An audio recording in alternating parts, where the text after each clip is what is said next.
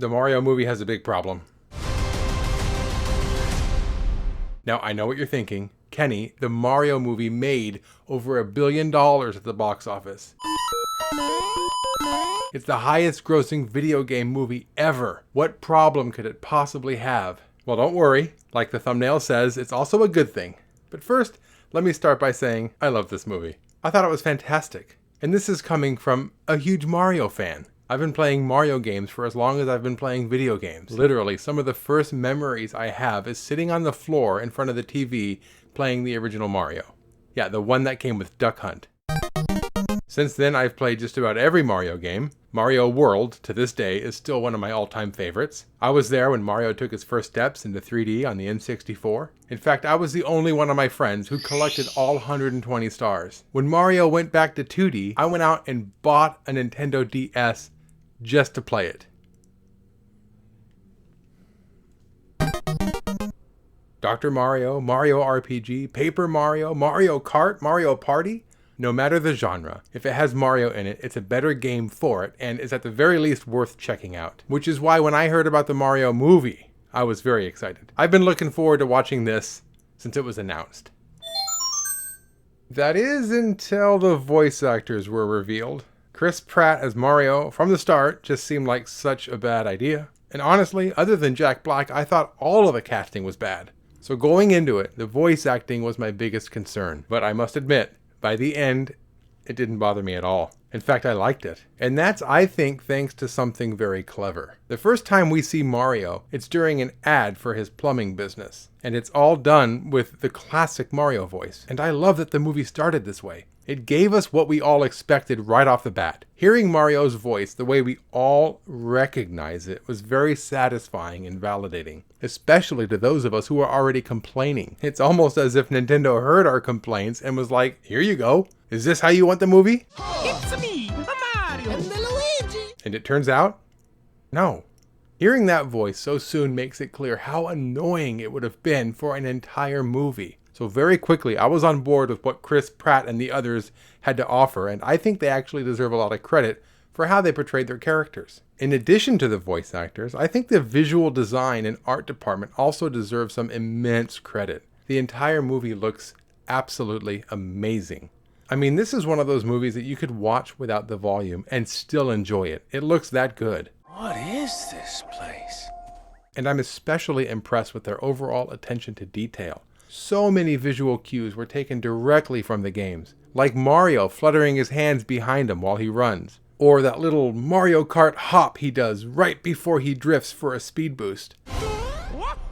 I was also glad they included items beyond just the basic mushroom and fire flower. Things like the mini mushroom, the cat suit, the ice flower, the raccoon suit, and yes, even the dreaded blue shell.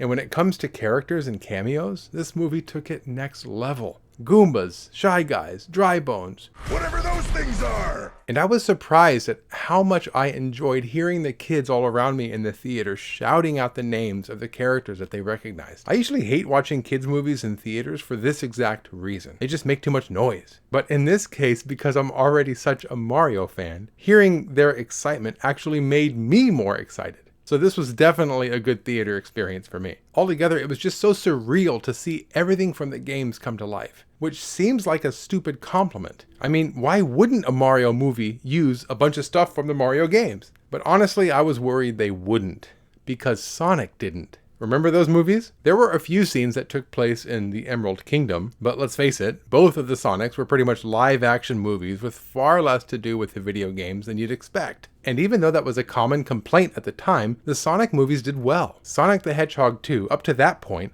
was the most successful video game adaptation.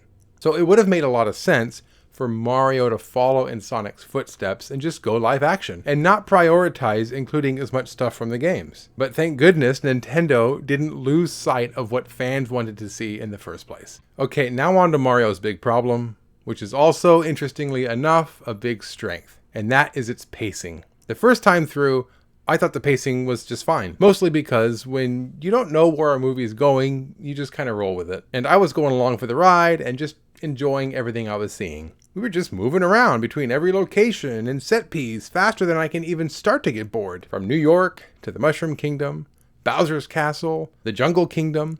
There's that obstacle course out in front of Peach's castle, the Super Smash Bros. Arena, Rainbow Road. And for a first-time watch-through, that's an exciting movie. And to a kid, that's a perfect recipe for a movie to be watched and rewatched again and again all summer until parents all around the world shove the movie down a garbage disposal.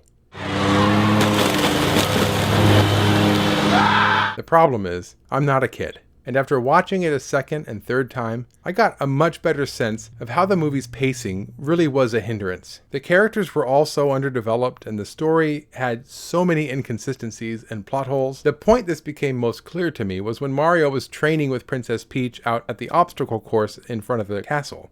The first time through, I thought this was okay. The second time through, I thought, wait a minute, didn't they just meet? And they only met because he broke into the castle. And he broke into the castle while Peach was being told that Bowser was on his way to take over the Mushroom Kingdom. We will be destroyed. How does she know she can even trust him? Let alone consider bringing him along on her mission. We needed like one more scene here because it just moved way too fast. Here's an idea. What if Mario was sent to the dungeon after breaking into the castle? And then he tells Peach that he doesn't even know who Bowser is. He's only there to save his brother. And while he gives this speech, Mario would of course become emotional, which is something a well-established actor like Chris Pratt could accomplish. And Peach, in this moment, would be so moved by his compassion and love for another human being that she becomes convinced that Mario is actually a good guy, and then we can get to this training scene. I know, it's stupid. But I'm just some dude in his room telling you the first idea that popped into his head. I'm sure a team of writers can come up with something better, assuming they're not on strike. The point is, we need something that shows Peach isn't just willing to trust somebody who just broke into her castle. And something else that went by way too fast was losing the Kong army. A huge portion of this movie is taken up with Peach and Mario actually getting the Kong army.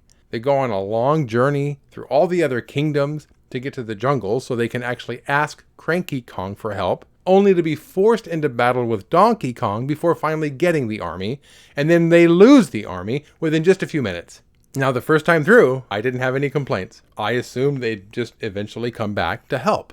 No, they're gone. And that's really too bad, because the whole army subplot really distracted from the whole point of including the Kongs in the first place, which was to develop the father-son dynamic between Donkey Kong and Cranky Kong.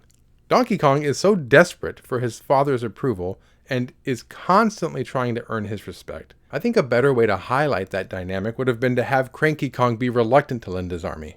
You know, even though he knows Bowser needs to be stopped, he'd be worried that his army is no match for Bowser. Donkey Kong at that point could have volunteered to help the Mushroom Kingdom as a way to earn his father's respect. You know, that would bypass the whole get the army and then lose the army side business and really put the focus back to where it should have been in the first place. Because that whole father-son dynamic was so muddled inside that long-winded subplot that didn't go anywhere. And speaking of family dynamics that didn't go anywhere, let's not forget that this movie started with Mario and Luigi just disappearing. And we never see their family's reaction. We needed some scenes at some point of the family looking for them or being sad that they're missing.